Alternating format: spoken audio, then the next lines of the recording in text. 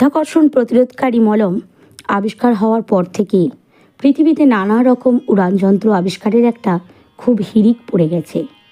কেউ ডাইনিদের বাহন ডান্ডাওয়ালা ঝাঁটার মতো, কেউ নারদের ঢেঁকির মতো, কেউ কার্তিকের বাহন ময়ূরের মতো উড়ানযন্ত্র আবিষ্কার করে তাতে চড়ে বিষয়কর্মে যাতায়াত করছে।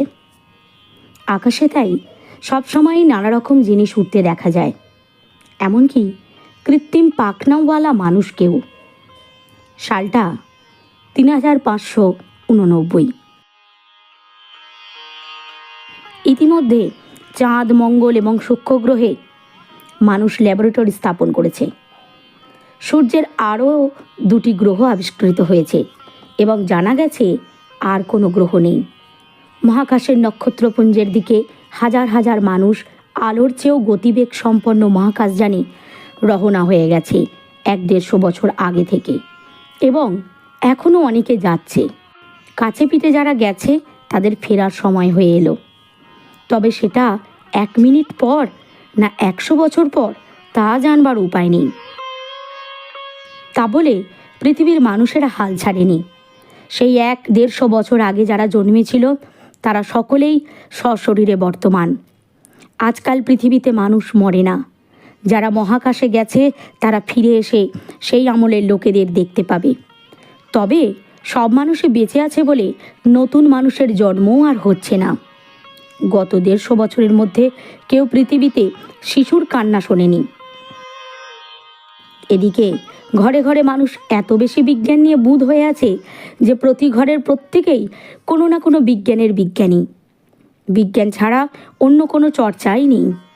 কবিতা, গান, ছবি আঁকা, কথা সাহিত্য, নাটক, সিনেমা এসব নিয়ে কেউ মাথা ঘামায় না। ওসব অনাবশ্যক ভাবাবেগ, কোনো কাজেই লাগে না, খামোখা সময় নষ্ট। খেলাধুলোর পাটও চুকে গেছে, অলিম্পিক উঠে গেছে, বিশ্বকাপ বিলুপ্ত, আছে শুধু বিজ্ঞান আর বিজ্ঞান। পূর্ণিমার চাঁদ দেখলে, কোকিলের ডাক শুনলে বা পলাশ ফুটলে কেউ আর আহাউহু করে না। বর্ষাকালের বৃষ্টি দেখলে কারো মন আর মেদুর হয় না। ওগুলোকে প্রাকৃতিক কার্যকারণ হিসাবেই দেখা হয়। গোলাপ ফুলের সৌন্দর্যের চেয়ে তার অ্যানালাইসিসটাই বেশি জরুরি। দয়া, মায়া, করুণা, ভালোবাসা ইত্যাদিরও প্রয়োজন না থাকায় এবং চর্চার অভাবে মানুষের মনে আর ওসবের উদ্রেক হয় না। ব্যতিক্রম অবশ্য 1-8জন আছে, যেমন পাগলা গণেশ। পাগলা গণেশের বয়স 200 বছর। তার 50 বছর বয়সে, অর্থাৎ আজ থেকে 150 বছর আগে মৃত্যুঞ্জয় টনিক আবিষ্কার হয়। গণেশও আর সকলের মতো টনিক খেয়েছিল, ফলে তার মৃত্যু বন্ধ হয়ে গেছে। 150 বছর আগে যখন সুকুমার শিল্পবিরোধী আন্দোলন শুরু হলো এবং শিল্প, সঙ্গীত, সাহিত্য ইত্যাদির পাঠ উঠে যেতে লাগলো, তখন গণেশের ব্যাপারটা পছন্দ হয়নি। তাছাড়া বিজ্ঞানের বাড়াবাড়িরও একটা সীমা থাকা দরকার বলে তার মনে হলো। গণেশ অনেক চেষ্টা করে যখন দেখল কালের চাকার গতি উল্টো দিকে ফেরানো যাবে না, তখন সে সভ্য সমাজ থেকে দূরে থাকার জন্য হিমালয়ের একটা গিরি গুহায় আশ্রয় নিল।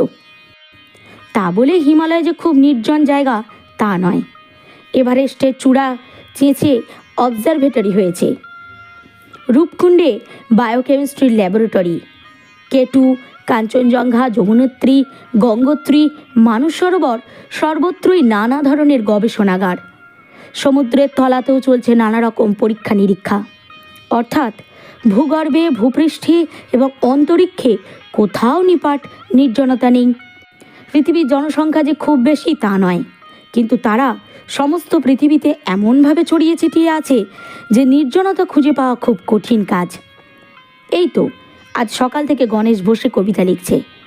একটু আগে একটা ঢেঁকি আর একটা ভেলায় চড়ে 2টো লোক এসে বলল, এই যে গণেশবাবু, কি করছেন? কবিতা লিখছি। কবিতা?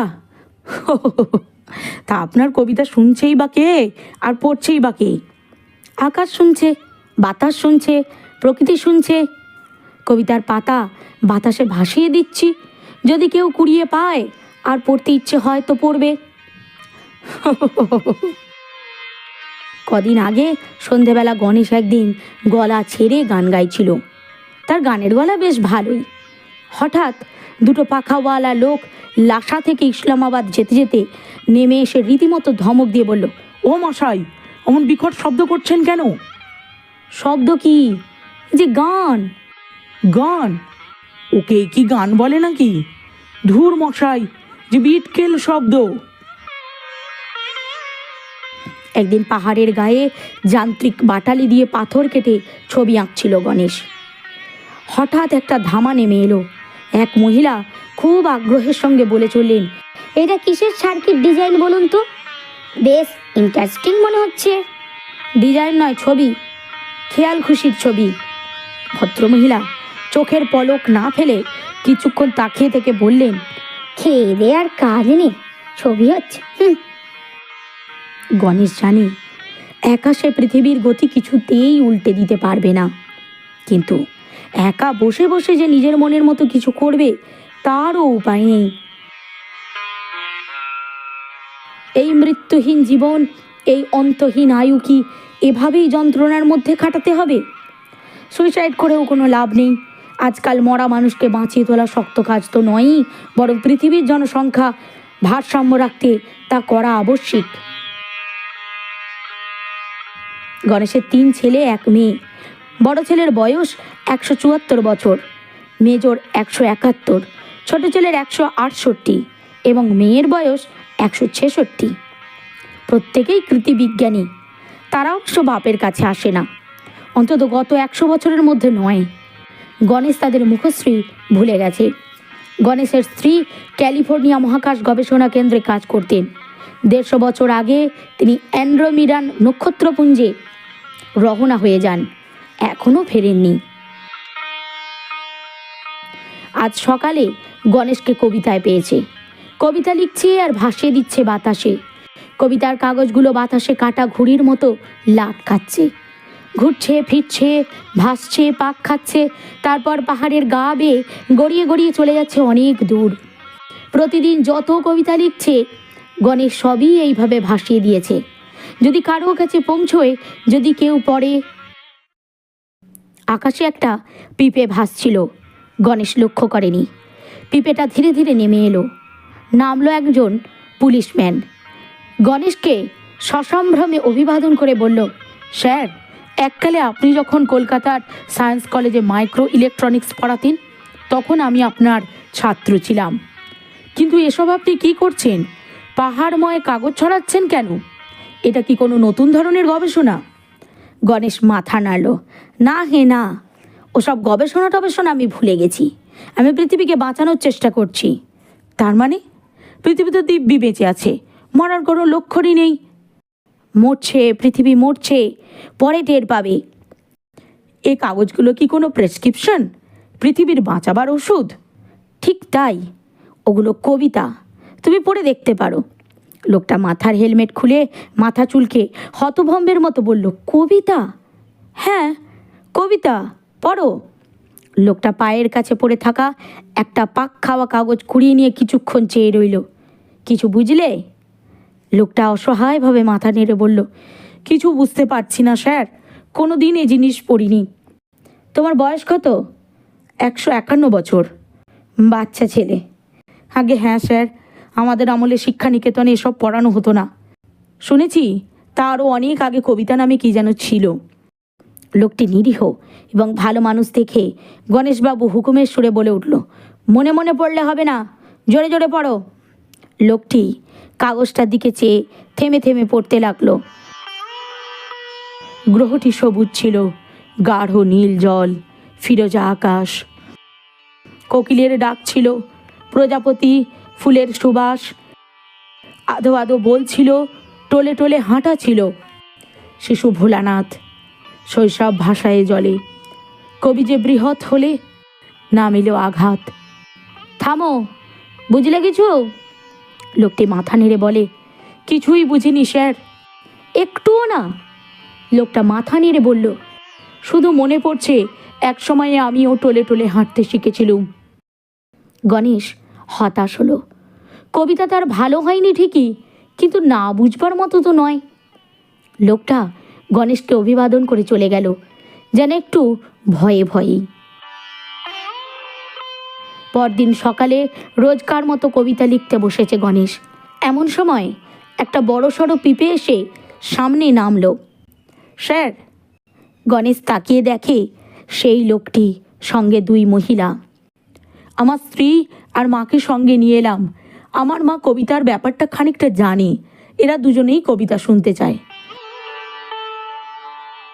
গণেশ অবাক এবং খুশি দুই হলো। তবে কবিতা শুনিয়েই ছাড়লো না, গান শোনালো, ছবি দেখালো।